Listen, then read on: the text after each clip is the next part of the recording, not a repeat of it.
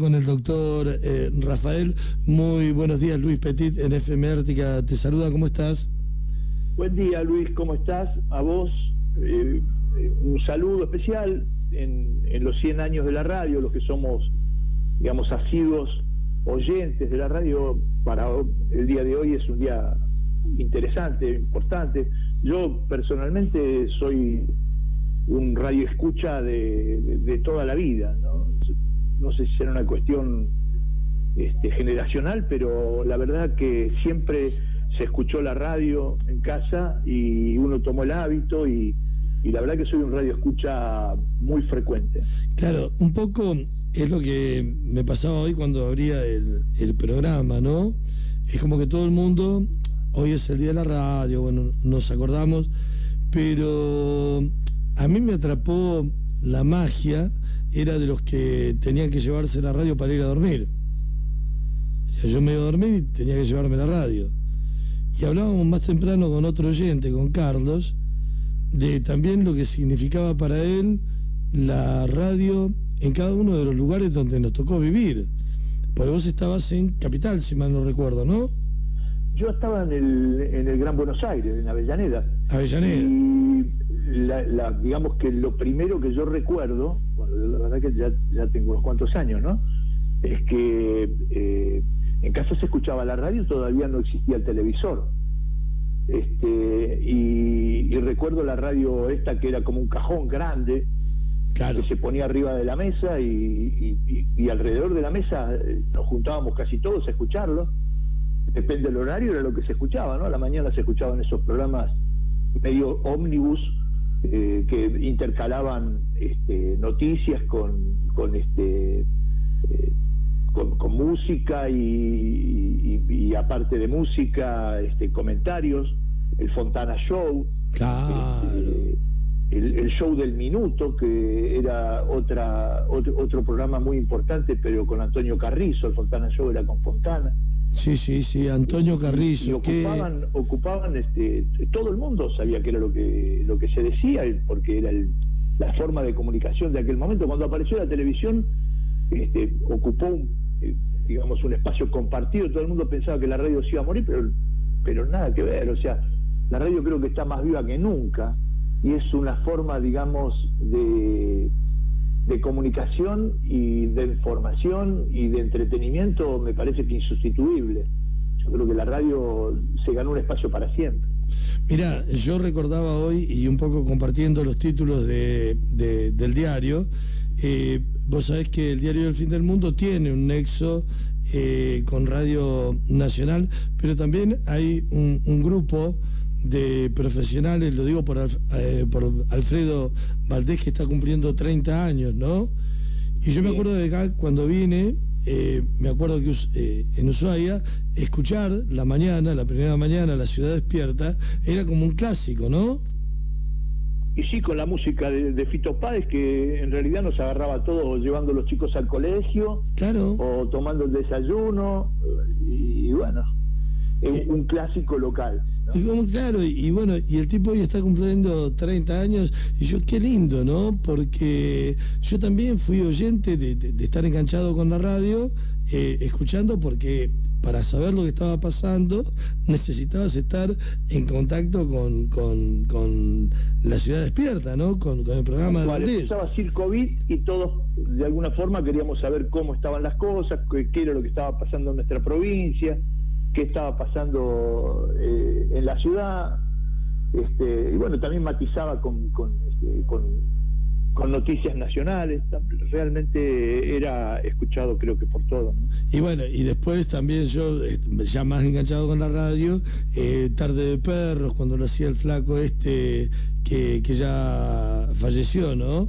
Sí. Y Rulli Santana. Y bueno, verdaderamente creo que es un espacio bien ganado y que será sostenido. Yo digo, por una cuestión generacional, yo ni bien subo al auto, en general no escucho música, sino que escucho la radio. En mi casa de fondo siempre está prendida la radio, y porque nos permite no tener por qué estar cerca del televisor, ni mucho menos, sino uno sigue haciendo sus cosas, pero la radio es una compañía. Yo me acuerdo... Yo recuerdo a mi abuelo los domingos a la tarde con la radio en el patio escuchando los partidos. Hoy todavía escucho partidos a veces por la radio. Sí. Mis hijos se ríen porque dicen, pero ¿qué le ves de lindo escuchar el partido por la radio si no lo estás pudiendo ver? Bueno, no, uno sigue el relato, escucha los comentarios y bueno, me parece que es una muy buena forma de estar conectado. Esa habilidad del relator de fútbol, ¿no? Ya en lo que es escuela de Víctor Hugo Morales, pero también en lo que era el Gordo Muñoz. Escuchaba a José María Muñoz. Claro, Muñoz. Que es previo a Víctor Hugo, que fue, bueno, en Radio Rivadavia era un programa central, la Oral Deportiva, El Mundo Campañale, que lo hacía a la tardecita, donde daba las noticias de cada uno de los equipos y qué novedades había, que si había alguno que estaba lesionado, si iba a jugar el domingo siguiente, en fin. Y después los domingos la transmisión del partido, y la verdad que lo hacían vivir el partido, verdaderamente. Sí, lo vibrabas, la emoción, sí. Ni te digo en el campo, la compañía del campo, el camionero en la ruta. Qué bárbaro, ¿no? Sí, verdaderamente creo que hoy yo no creo que nadie ponga en tela de juicio el tema de la radio. En algún momento cuando apareció, insisto, cuando apareció siempre cuando aparece un medio nuevo parece como que el anterior va a desaparecer, pero eso no es cierto. O sea, termina no siendo cierto. Mira, nos pasa esto, ¿no? La tecnología es maravillosa. A ver, pasando un poco al campo tuyo, la telemedicina. Antes ni soñabas con que ibas a poder hacer esto. Y sin embargo hoy se aprovechan estas herramientas. Yo siento que la radio también se va moviendo a través de las distintas plataformas. Bueno, pero haciendo un parangón con lo que vos decís de los avances de la medicina, que son muchos, variados, para el ejercicio inclusive, ¿no? Hoy está apareciendo esta cuestión de poder hacer las consultas en forma remota, pero así todo, hay algo que nunca va a dejar de tener el espacio y el lugar que corresponde, que es la relación médico-paciente. Obvio. Porque podrán aparecer todos los avances y toda la tecnología que se quiera, pero nada va a suplantar la relación médico-paciente. Nada va a reemplazar una buena anamnesis, dirigida, digamos, una anamnesis, quiero decir, un buen interrogatorio bien dirigido, guiando al paciente para ir pudiendo, encontrar cuáles son aquellos síntomas, desentrañar, ir buscando la enfermedad. Bueno, eso no va a desaparecer jamás. Vos sabés que yo te cuento una experiencia personal con los médicos, ¿no? Hablando de los médicos. Imagínate, yo nací en Calle de Tierra, de Barro, en el partido de Morón, en Ituzaingó, en el barrio Marina. Y me acuerdo, yo era muy pibe, del médico que llegaba a caballo. Claro. O sea, y después de caballo pasó un Citroën. Ya cuando tenía el Citroën, tenía plata el doctor, ¿no? Pero era el médico ese que no venía a tu casa por dinero, venía a tu casa porque necesitabas un médico. Yo creo que esas cosas no se suplantan con tecnología. No. Siguen siendo, ¿no? Porque hoy no irá a caballo, irá en un auto, irá en una ambulancia, pero también existe ese mismo médico, y inclusive se le dio un tiempo de desvalorización del médico generalista, para después volver a revalorizarlo, porque en realidad el médico de familia es un médico que está al tanto de lo que está sucediendo, no solamente desde el punto de vista exclusivo de la aparición de la enfermedad. No hay que olvidar que el término salud no es solamente una cuestión de la ausencia de enfermedad. La salud es, digamos, un bien que no solo está, digamos, centrado en lo biológico, está también centrado en lo social, en lo afectivo. No puede haber salud si una persona, digamos, no tiene trabajo, no puede haber salud si una persona, digamos, no tiene acceso a la educación. Es difícil que haya salud cuando existe un componente social que desarticula o desarmoniza la familia. Entonces, eso el médico de familia tiene, digamos, los elementos como para poder entenderlo y poder accionar también sobre esas otras cosas que no son ni la varicela, ni el sarampión, ni la rubiola, ¿no? Tiene mucho más que eso para evaluar y para poder cambiar, ¿no? Esa conjunción entre el médico de familia y el agente sanitario, que es como la mano larga que puede llegar a tener el sistema sanitario para poder llegar a los hogares y ver cuál es el contexto en el cual esa persona tiene que estar cursando una situación cualquiera de salud, cambia totalmente el horizonte de cómo digamos, intervenir. Y creo que eso no va a cambiar, o sea, estamos hablando de muchos avances tecnológicos, pero eso no va a cambiar, porque es integral, digamos. A mí me pasó, no hace mucho tiempo acá en Ushuaia, que con un médico, o sea, necesitaba que alguien vaya a casa. Y lo hablo, pero hablando con este médico, al final te lo nombro, Jorge Saab, y me dice, y decime dónde vivís y voy. Y yo, ¿cómo? Porque claro, yo pensé en médico a domicilio, no. Me dice, no, ay, dice, ¿de qué hablas? Me dice, no seas tonto. Me dijo otra palabra. Me dice, voy a tu casa y vemos. Era un tema de donde, bueno, necesitaba un médico. Y el tipo vino a mi casa. Y yo digo, claro, que siguen existiendo esos médicos. Lo que pasa es que, claro, en la vorágine de lo cotidiano uno no lo reconoce, o es como que si no estuvieran. Pero después los nombro. Yo lo que creo, Luis, es que, digamos, en la formación universitaria de las nuevas camadas de médicos, muchas veces, dependiendo un poco cuál es el camino que tiene cada una de las universidades, hay veces que se sobreestima la tecnología en función, digamos, de la clínica. Y la clínica, hay un dicho en medicina que dice que la clínica es soberana. O sea, ¿y qué quiere decir que la clínica es soberana? Que en general, cuando uno pide algún estudio complementario, lo tiene que pedir porque lo está utilizando como una forma de confirmación de lo que clínicamente intuye que puede ser que sea la afección que afecta al paciente. A ver si me puedo explicar. No se pide, bueno, vamos a pedir una batería de estudio a ver qué encontramos. No, el criterio no es ese. El criterio es, cuando pido un estudio, lo pido porque tengo una presunción diagnóstica y eso me va a ayudar a terminar de confirmarla. Ese criterio es un criterio que a veces por una cuestión de moda un poco se deja de lado, pero es un criterio que tarde o temprano, como todas las cosas que decimos que van a persistir, eso también va a persistir.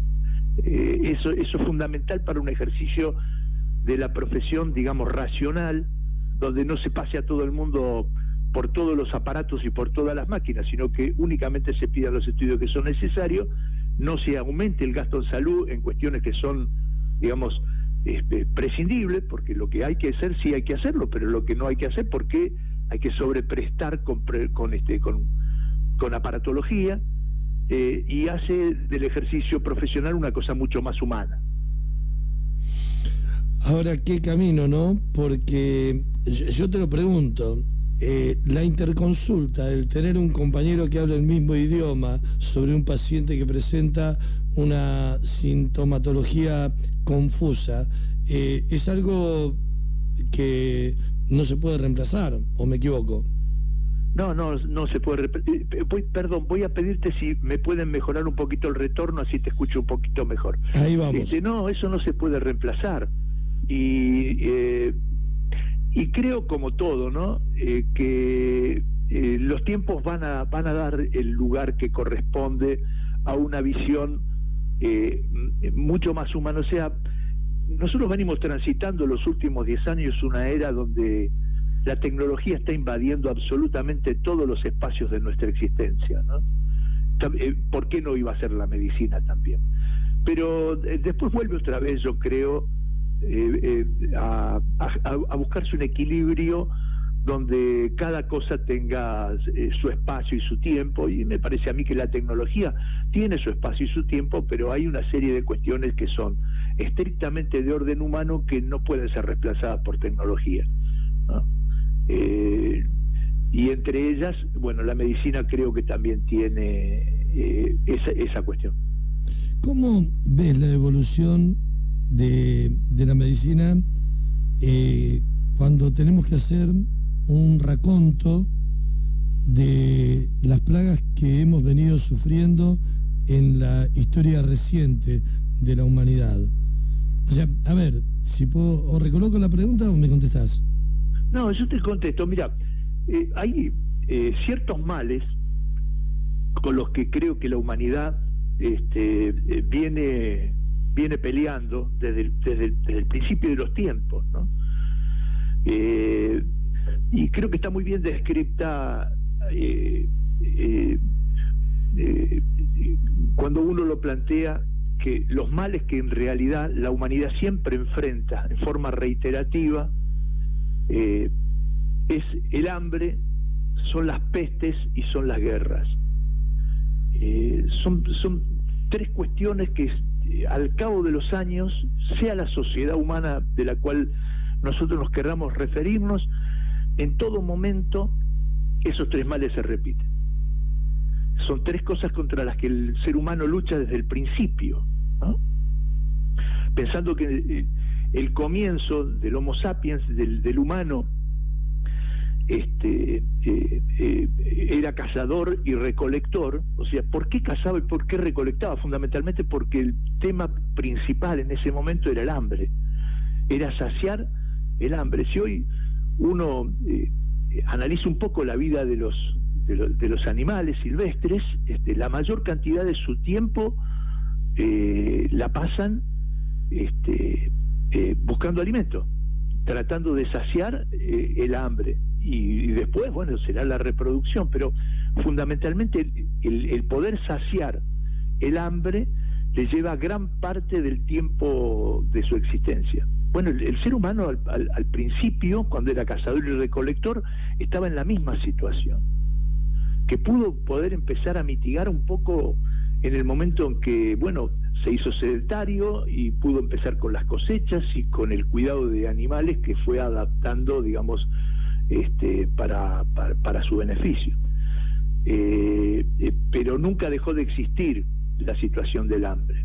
Con respecto al tema de las pestes, de las enfermedades, hay enfermedades que vienen, porque nosotros hoy un poco nos sentimos como invadidos por toda la información que nos llega, y parece ser como que esta es la primera enfermedad con la que nos tenemos que enfrentar en una forma seria y sostenida. Uh-huh. Estamos cansados de todo esto de la pandemia, de las limitaciones, y parece como que es la primera vez que nos tenemos que enfrentar con algo que persiste y a lo cual no le encontramos una solución en el tiempo en que nos gustaría, porque está afectando nuestra calidad de vida, está afectando nuestra forma de vivir, está afectando nuestra economía. Pero hay enfermedades que nosotros, digamos, las tenemos desde el principio, desde que el hombre es hombre, ¿no? Por ejemplo, la tuberculosis. Claro.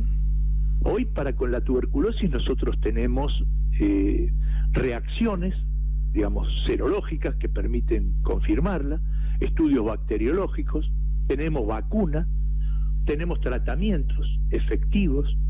Sin embargo, la tuberculosis anualmente se lleva a millones de personas del mundo, porque es una enfermedad que nosotros los médicos catalogamos no solamente como una enfermedad provocada por una bacteria, por un bacilo, sino que también es una enfermedad social, que para poder progresar, para poder proliferar, en general tiene un medio que es un medio fértil para eso, que es el hacinamiento, que es el frío, que es la falta de alimento, la falta de higiene, y en ese ambiente la tuberculosis prolifera, enferma y mata. Entonces, un poco hoy a mí el pensamiento me va por ahí, ¿no? Que estamos hablando, digamos, hoy de el coronavirus como si fuera una de las 7 plagas de Egipto, y estamos viviendo con el coronavirus todavía no hace un año, y la tuberculosis hace 15 o 20.000 años que vive con nosotros, y que venimos luchando contra ella, que venimos encontrando elementos como para poder tener, digamos, tratamientos que son efectivos para con eso. Sin embargo, no podemos dominar plenamente la enfermedad en forma definitiva. Y estamos hablando de una enfermedad que es provocada por un germen que lo conocemos perfectamente, que es un bacilo, el bacilo de Koch, que está descrito, digamos, en el siglo XVIII, porque fue se pudo ver en el microscopio una de las primeras bacterias que pudo ser identificada, y con la cual se viene luchando a nivel mundial en forma denodada y sostenida, y sin embargo ahí la tenemos viviendo con nosotros, ¿no? Claro, nos lleva a pensar en intereses económicos, lamentablemente, ¿no? Yo pienso por ese lugar.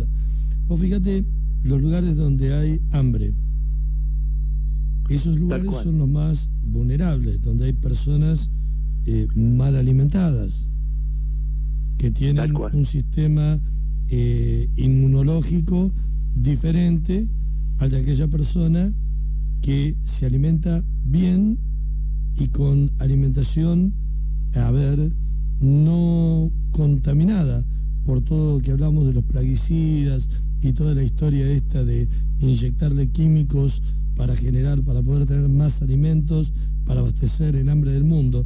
Es como una gran mentira, ¿no?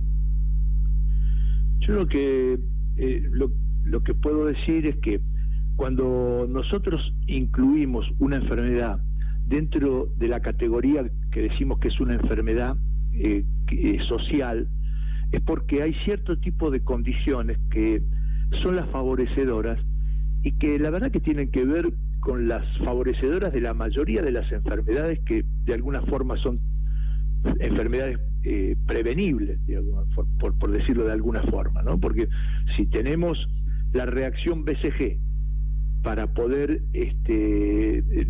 la vacuna BCG como para poder inmunizar, tenemos reacciones como para poder hacerlo, tenemos formas de poder identificar el germen y tenemos tratamientos efectivos, que la gente siga muriendo de tuberculosis tiene que tener otra explicación.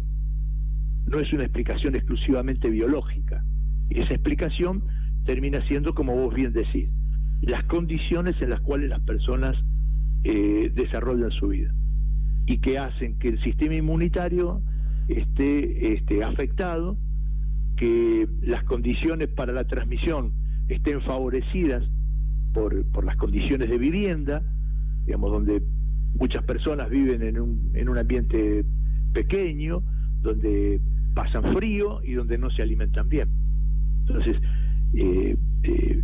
la batalla, digamos, en ese caso termina no siendo biológica, termina siendo una batalla que tiene que ver con lograr que las personas no tengan por qué vivir en esa situación.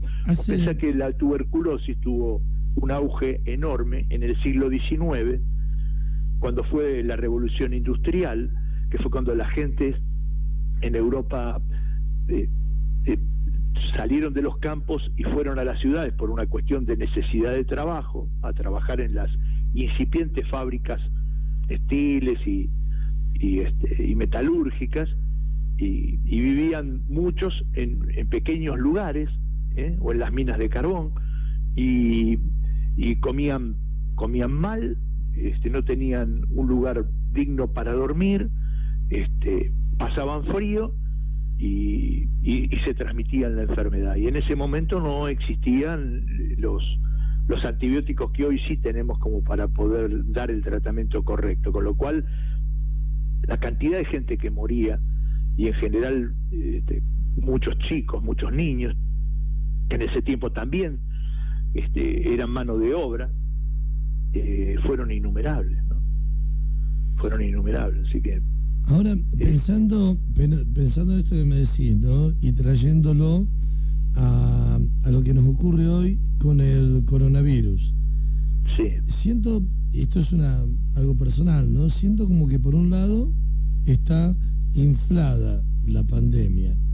O sea, no estoy diciendo de que no mate gente, no estoy diciendo de que las consecuencias... No.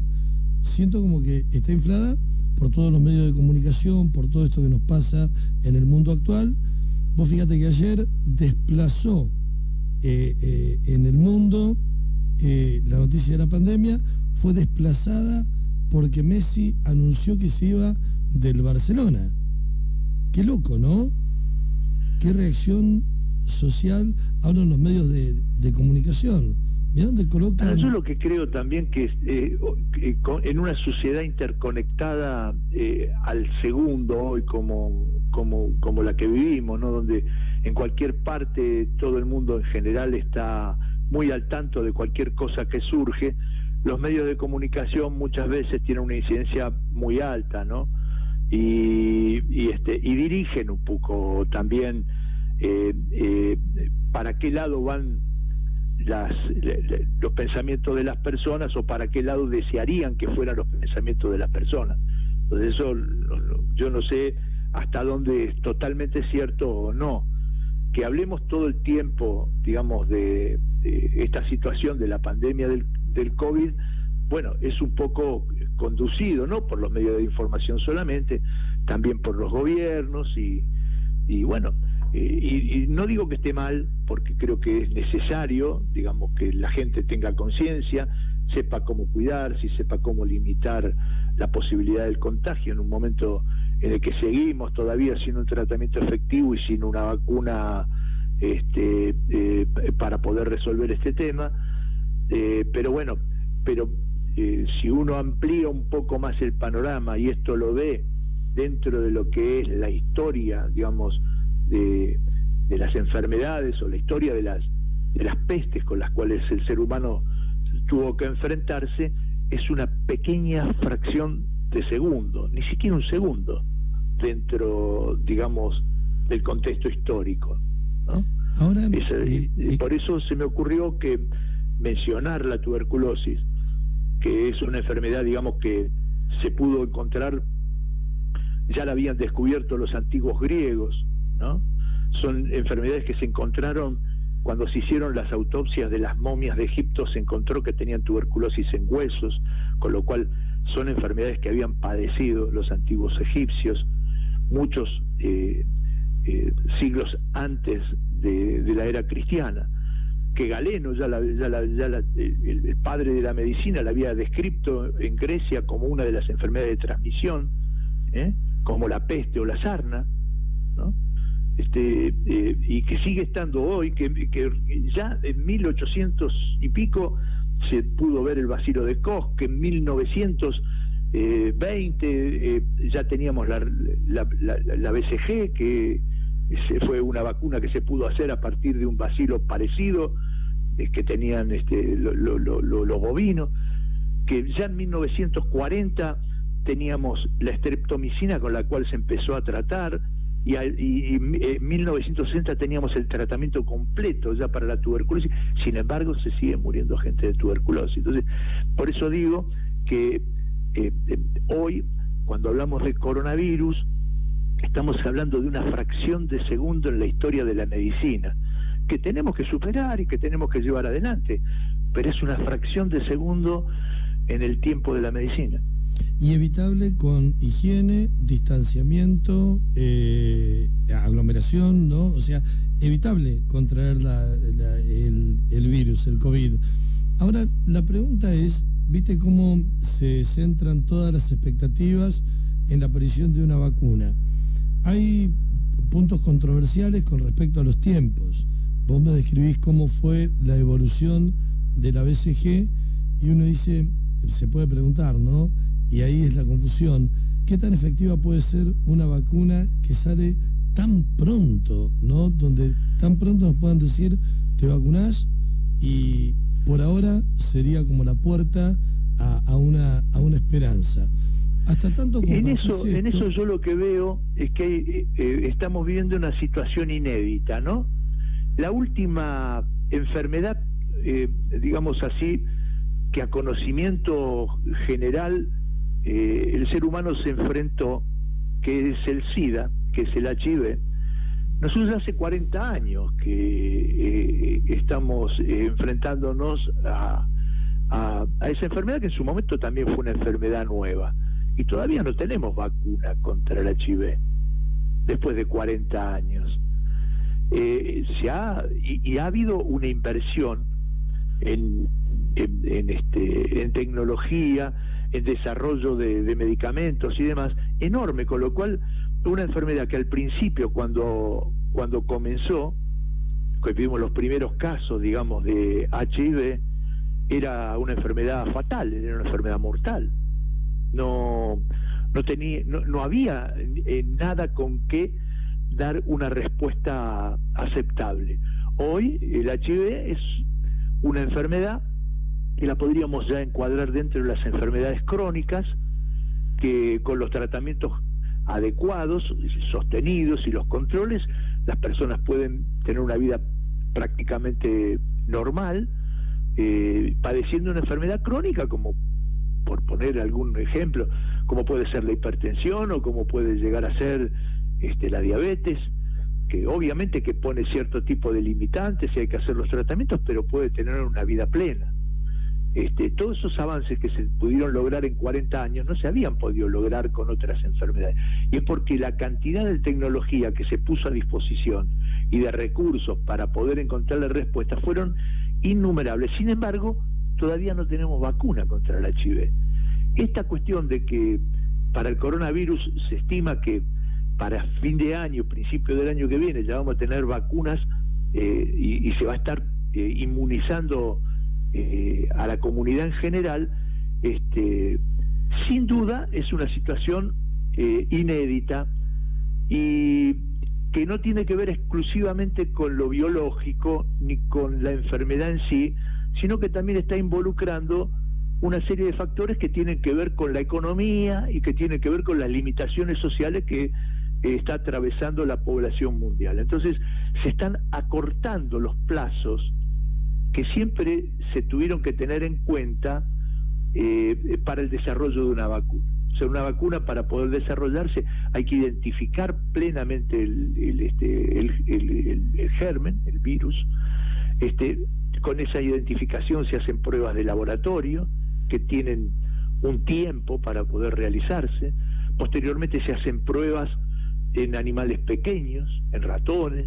Pero y hay que poder ver qué es lo que sucede al cabo del tiempo cuando se inocula esa vacuna a los ratones. Primero, que no haga daño, después que sea efectiva, que genere la cantidad de anticuerpos que son necesarios y en forma sostenida como para que verdaderamente la vacuna sirva.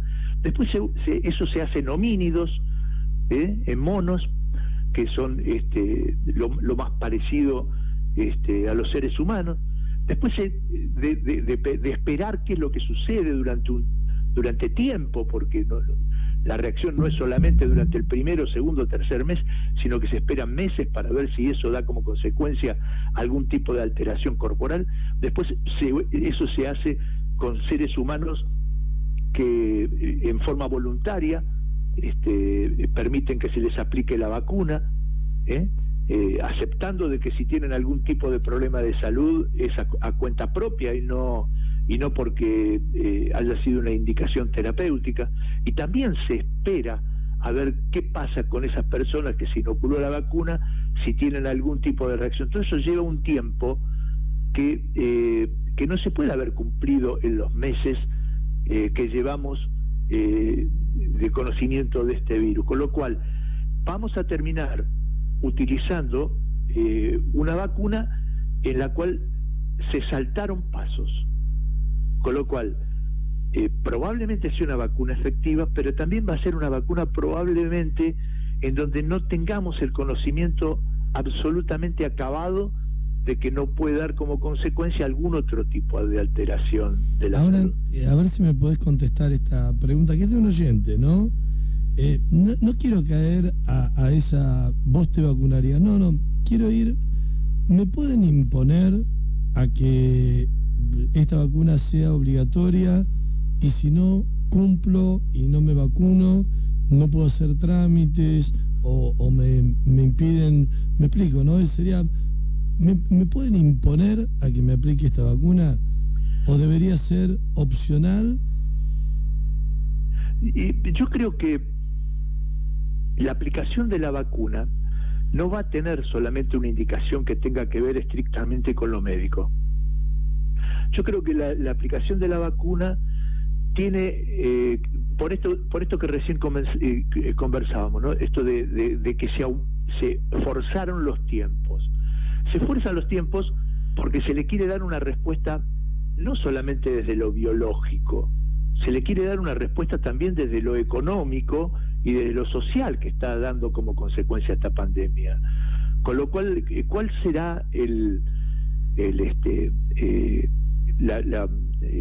la postura que van a tomar los gobiernos con respecto a si la vacuna será o no será obligatoria? La verdad no sabría decirlo, pero hoy me da la impresión de que cuando los países tomen la decisión de vacunar a su población, para poder dar una respuesta que sea, digamos, integral, me da la impresión a mí que sí, que la vacuna va a ser obligatoria y quien no la aplique probablemente, bien como decías vos, quizás no pueda hacer algunos trámites, quizás no pueda pasar por las fronteras, quizás no pueda desarrollar determinados tipos de actividades deportivas o educacionales. No es que lo van a ir a buscar con la policía a la puerta de la casa, pero sí creo que si quiere ir al gimnasio le van a pedir el certificado, si quiere pasar por la frontera le van a pedir el certificado, si el chico tiene que ir a la escuela va a tener que ir con el certificado, eso quiero decir. Y por tu criterio y tu conocimiento, ¿aceptaríamos eso o lo verías como una imposición que está bien? A ver, el fin, la finalidad que persiguen, ¿justifica estos medios? A mí me gustaría que la vacuna que nos terminemos aplicando todos, voy a partir de una cuestión personal, ¿no es cierto? A mí me gustaría que la vacuna que nos aplicáramos todos fuera la más segura. Eso sería mi deseo personal. Pero me da toda la impresión que desde el punto de vista social, eso es como inadmisible seguir esperando con medidas de aislamiento durante un año más, supongamos, hasta que tengamos una vacuna que esté cumpliendo con todos los pasos habidos y por haber. Bajo ese aspecto, me parece que termina siendo justo que se termine lamentablemente corriendo este tipo de riesgo por un equilibrio social y económico donde hay otros factores que también están dando como consecuencia daños muy importantes a la sociedad. Me parece que esa va a ser el criterio que va a primar. Claro, vos sabés que me sirve mucho lo que vos planteás, pero me lleva un poco a lo que me pasó cuando había que vacunar a mi hija más chica de la vacuna contra el sarampión. O sea, se me dijo que había una posibilidad remota de que la vacuna tenga un efecto adverso, pero la evaluación pasaba por mí. ¿Me explico? Sí, de todos modos, las vacunas que están incluidas dentro las vacunas que están incluidas dentro del calendario nacional dentro de las vacunas que son obligatorias, son exigibles por el Estado. Y son exigibles para la escolarización, para la asistencia. Pero ya después entramos con las otras peleas. Doctor, estamos hablando con el doctor Rubén Rafael, porque por ahí la gente pregunta y está bien que pregunte. Doctor Rubén Rafael, lo que pasa es que yo te tuteo, pasa esto. Vos me imponés a que me aplique una vacuna, pero yo no quiero. O sea, yo puedo optar no aplicármela hasta tener certeza o que exista una vacuna donde pueda responder a todos estos pasos, a todos estos procesos y que me den la certeza de que realmente es una vacuna efectiva y que no traiga reacciones adversas. ¿Me expliqué? Sí. Pero es un tema muy controversial. Pero ¿no? El perjuicio es mío. El perjuicio es mío porque yo me enfermo y yo me puedo morir por ser necio. Es un tema muy controversial y voy a explicar por qué es un tema muy controversial. Porque en general la vacunación es una estrategia sanitaria de conjunto. Claro. Donde en realidad, para que surja plenamente efecto, tiene que tener, digamos, la vacunación de una masa crítica importante que permita que el contagio no sea posible, o sea, que no exista la propagación de la enfermedad. Esa estrategia sanitaria de conjunto, esa sí que no puede ser cuestionada, porque la verdad que gracias a las vacunas, la verdad que hemos erradicado de la viruela como enfermedad humana, y estamos muy cerca de poder erradicar la poliomielitis, ¿no? En la Argentina, gracias a tener un calendario de vacunación amplio, no tenemos tétano neonatal desde el 2007, no tenemos difteria desde el 2006, no tenemos rubiola desde el 2009, hoy es un país libre de sarampión, o sea que las vacunas salvan vidas y erradican enfermedades que se llevan muchas vidas. Obviamente que no es, me parece a mí, la panacea de todo y la respuesta a todo. Y es verdad que a veces hay reacciones adversas, y es verdad también que muchas veces las personas lo plantean como un derecho individual el querer o no vacunarse. Pero por encima de los derechos individuales muchas veces están los derechos del conjunto. Y cuando lo que está en tela de juicio es la salud de la población, el derecho del conjunto prima por encima de los derechos individuales. Es el criterio por el cual no solamente sobre esta posible nueva vacuna, quiero decir, en general, hablando de vacunas, los médicos defendemos esa postura. No, yo te entiendo y me ayudas, ojalá que los oyentes también, a reflexionar en que está bien, yo tengo esta herramienta hoy y no es que yo, a ver, si bien puedo elegirlo, sé que esto es por mi bien, más allá de toda la influencia, las campañas, lo mediático. Estaba escuchando esta semana que en Estados Unidos están desarrollando, si no entendí mal, es una larva para que determinado, o sea, para los mosquitos, o sea, buscan neutralizar al mosquito. Pero también esto trae consecuencias, o sea, discuten científicamente cuál es el daño que le pueden llegar a hacer al ecosistema. Por el otro lado, yo digo, qué verdes que estamos nosotros, ¿no? Que tenemos el dengue, que también mata gente, y sin embargo no tenemos la capacidad económica en invertir millones y millones de dólares para buscar cómo podemos hacer para controlar la propagación del dengue. ¿Me expliqué? Sí, no, está clarísimo, pero también yo eso lo pondría como para poder comprenderlo dentro de el ejemplo de que todo tipo de tratamiento, nosotros los médicos suministramos tratamiento, todo tipo de tratamiento que nosotros suministramos tiene un riesgo.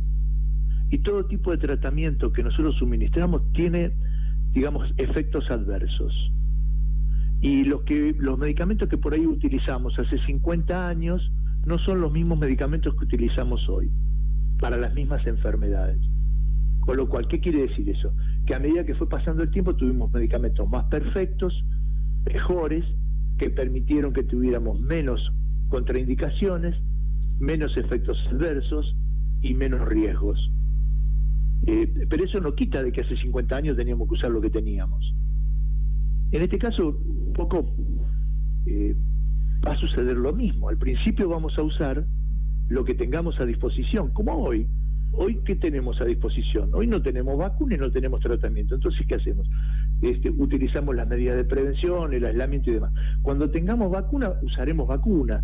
Y cuando tengamos una vacuna de mejor calidad, usaremos vacuna de mejor calidad. O tratamientos que puedan, digamos, ser efectivos y específicos para con el virus. Pero también me da la impresión que va a pasar todo por una cuestión del tiempo y el desarrollo de diferentes terapéuticas que a medida que pase el tiempo serán de mejor calidad y menos nocivas.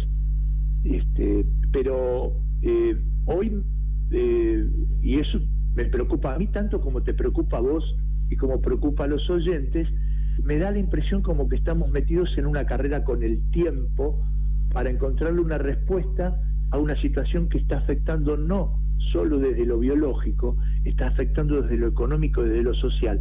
Y es ahí donde me da la impresión a mí que llegan los apuros, ¿no?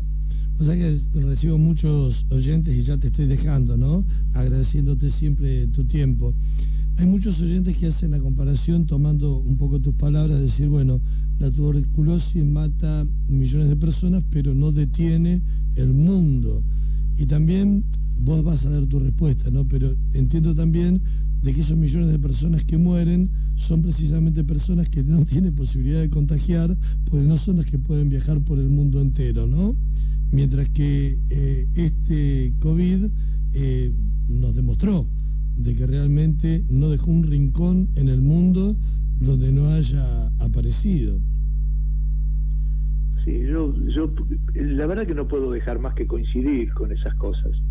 Uno lo que trata a veces es de dar una visión un poco más amplia, porque en general tenemos la tendencia a encerrarnos en lo inmediato y en lo que está sucediendo en el día por día, y no ampliamos un poco la visión, no miramos. Si uno está muy cerca del árbol, muchas veces solamente lo que ve es el color de la corteza. Si se separa un poco, ve que esa corteza forma parte de un árbol y ese árbol forma parte de un bosque.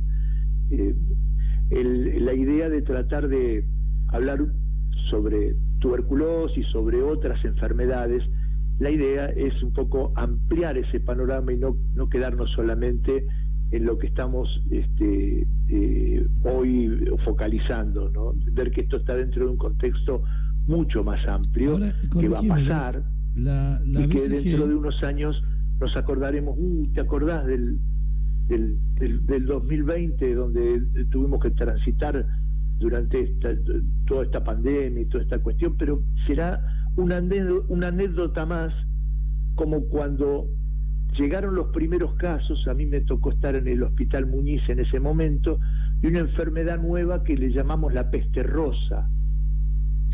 Y yo lo vuelvo a decir con ese nombre, porque hace mucho tiempo ya que no se le dice la peste rosa.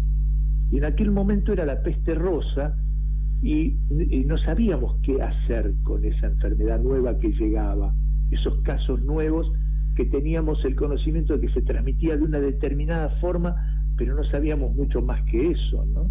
Sí. Se le llamaba peste rosa al SIDA porque generaba unas manchas rosadas, violáceas, en el cuerpo, que era una especie de tumor que se le llama sarcoma de Kaposi, que era absolutamente infrecuente y de golpe empezó a aparecer en muchas personas. Y no se tenía claro por qué ese tumor empezaba a aparecer en tantas otras personas, concomitantemente con una dificultad del sistema inmunitario. Entonces, desde aquel momento donde todos los medios de información estaban, digamos, atentos a ese tema, al día de hoy pasó mucha agua bajo el puente. Me acuerdo que era la enfermedad de los homosexuales, ¿no? Bueno, claro, se persecución. Se lo planteaba como que era una enfermedad exclusivamente de los homosexuales. Tremendo, ¿no? sí. Y bueno, el tiempo fue dando, inclusive hubo muchas lecturas, no solamente de lo biológico, sino de lo religioso, cuestión que yo siempre estoy tan en contra de que se le dé a las enfermedades que son cuestiones biológicas una connotación que no tiene que ver con ellas, ¿no? Pero bueno, todo eso lo vivimos, muchas veces parece como que nos olvidamos de eso. Y bueno, sí, de hecho... Eso fue la idea de tratar de ir un paso hacia atrás y que uno lo pueda poner en contexto, esto que nos toca vivir. Doc, yo te agradezco infinitamente el tiempo que nos has dispensado y te convoco, o sea, te vamos a seguir convocando, te queremos el agradecido soy yo y yo lo que quisiera es decir a los oyentes fundamentalmente, que estos espacios que vos me das la oportunidad de poder conversar sobre cuestiones que tienen que ver en general sobre la profesión, pero que también a veces implica cuestiones que tienen que ver con lo social y con lo humano, intenta hacer un aporte. No, yo muy lejos estoy. Yo creo que a medida que uno va pasando los años, más se da cuenta que el conocimiento que uno puede tener siempre es parcial, siempre es limitado, siempre es una pequeña parte que uno la brinca en función de las oportunidades que pudo tener de vivir tal o cual situación, más las cosas que uno haya podido agregarle con la lectura. Pero lejos están de querer ser la verdad revelada ni absoluta, o sea, son visiones, son pensamientos y son posturas que uno pudo ir adquiriendo en función de la experiencia, pero de ninguna forma esto quiere decir que inhabilita ni está en contra de lo que pueda pensar cualquier otro con sus visiones, con sus pensamientos y con su experiencia. Queda abierto siempre el debate. Yo te agradezco porque compartís tus conocimientos y esto habla también de tu grandeza como persona y profesional. Por eso yo agradezco tu tiempo siempre. Un abrazo enorme, Doc. Un abrazo grandote. Hasta la próxima, Luis.